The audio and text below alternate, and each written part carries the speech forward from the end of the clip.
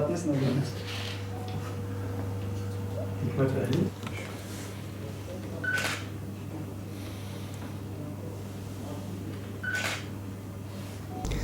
Askeri vesayetin öncülüğünde yargı, bürokrasi, medya ve sermaye bileşenlerinin kirli ittifaklarıyla gerçekleştirilen Türkiye tarihinde kara bir leke olan 28 Şubat postmodern darbesinin üzerinden tam 24 yıl geçti. Sivil iktidarı ve inançlı insanlara hedef alan 28 Şubat sürecinde İslami duyarlılık sahibi kişi ve kurumlara sistematik bir zulüm uygulandı. İnanç ve düşünce özgürlüğünü, eğitim hakkını engelleyici düzenleme ve uygulamalarla binlerce dindar insan işinden edildi. Okulundan atıldı, işkenceye maruz bırakıldı, hapisle cezalandırıldı. Üniversite giriş sınavında katsayı uygulaması zulmü ile yıllarca İmam Hatip Lisesi mezunlarının önü kesildi. Bütün bunlar dini ve dindarları kamusal alandan dışlamak için yapıldı. Müslüman halkımız darbecilere gereken dersi ilk seçimde 28 Şubat mağduru insanları iktidar yaparak verdi. Ancak üzücü olan geçen 24 yıllık sürece rağmen hala bazı 28 Şubat mağdurlarının haksız yere cezaevlerinde bulunuyor olmasıdır.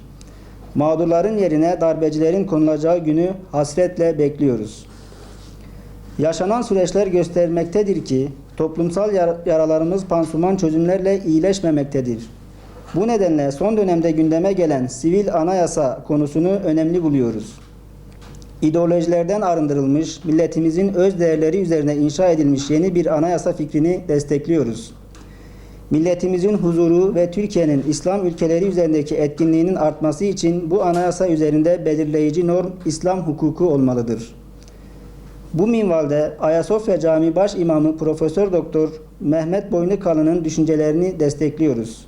İstiklal Harbi'nde uğruna nice şehitlerin verildiği bu değerler, bu şehitlerin kanı üzerine kurulmuş devletin kurucu iradesidir. Şubat ayı şehadet ayıdır. İslam davası uğruna canlarını feda eden nice yiğit Müslümanın ümmetin kalbine kan pompaladığı bir aydır Şubat ayı. Yüce Rabbimizin müminlerden öyle adamlar vardır ki Allah'a verdikleri söze sadık kaldılar. İşlerinden bir kısmı verdikleri sözü yerine getirip şehit olmuşlardır. Bir kısmı da şehit olmayı beklemektedirler. Verdikleri sözü asla değiştirmemiştirler. Buyruğunda belirttiği sözüne sadakat gösteren nice dava önderleri ve alimlerin şehadet kervanına katıldıkları bir aydır Şubat ayı.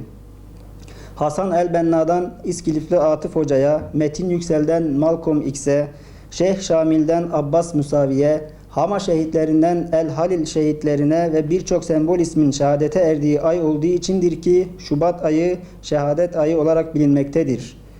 Yollarını yol biliyor, rahmet ve minnetle anıyoruz.